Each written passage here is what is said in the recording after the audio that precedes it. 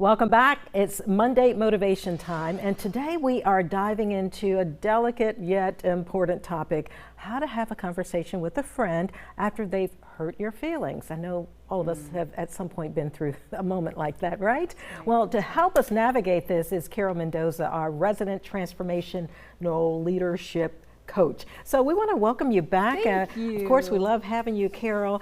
And this is really a great topic. I got to be honest with you. One of my producers mentioned this topic. I won't call any names. I know she's watching right now in the newsroom.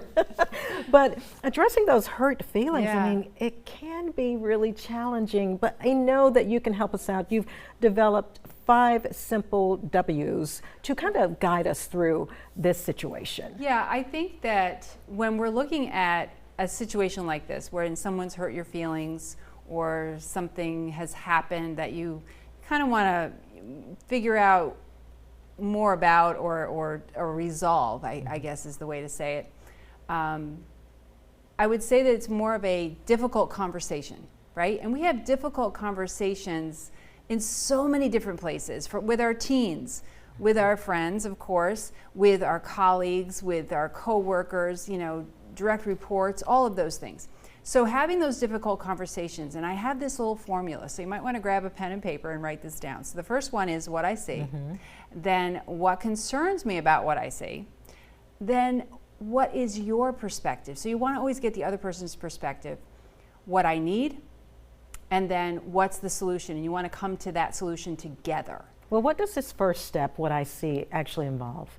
So that's acknowledging and bringing to light the actual thing. So for example, what if I sent you some messages last week, Tina, and you didn't respond to them, and I got hurt by that because you're my friend, and why didn't you send me back a message? At least let me know that you got them, right? Sometimes I'm too busy, probably. You too at home, right? That's right, exactly.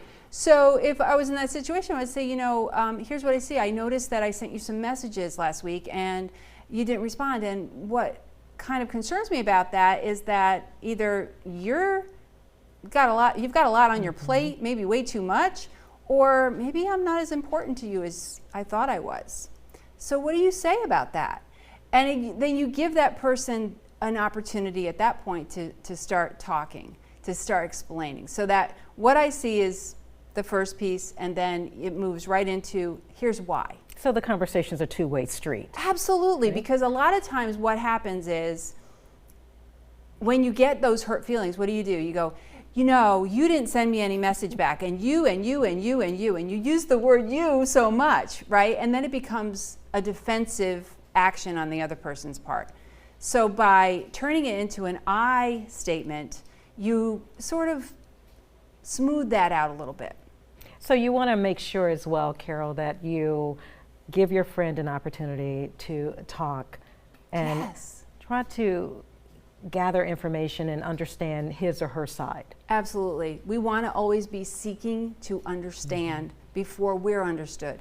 We always see things from our perspective, but we want to take into consideration someone else's perspective as well.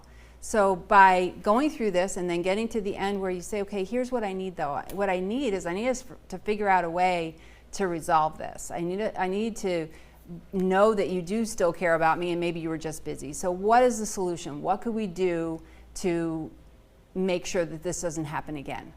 A mutual understanding, absolutely, I think, will work so much better. Absolutely. Yes. And you can do this with your teenagers. I challenge you, go try it. Go try it with your husband, go try it with a teenager. Even a 3-year-old can do this with you. So it works well. Yes. Any final thoughts before we wrap up? You know, all I want to say is that when you approach things from an empathetic standpoint and you really seek to understand what the other person is thinking and feeling, you're always going to get much better results. Well, thank you so much, Carol. You're we welcome. Always look to see you on Mondays. All of the talks have been insightful, fulfilling as well, and I cannot wait to start hearing from our viewers as well. Send in some topics that you may be interested in. We'd love that, right? Absolutely. I'd love to know what you want to hear, what you'd like me to talk about, and also I'd like to know what you've implemented.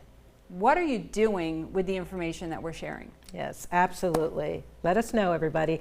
To see previous Monday Motivation segments, simply go to WSCV.com/Monday Motivation. Once again, Carol Mendoza, thanks so much for being with us. We'll see you on Monday, next Monday. Yes, yes. Yes.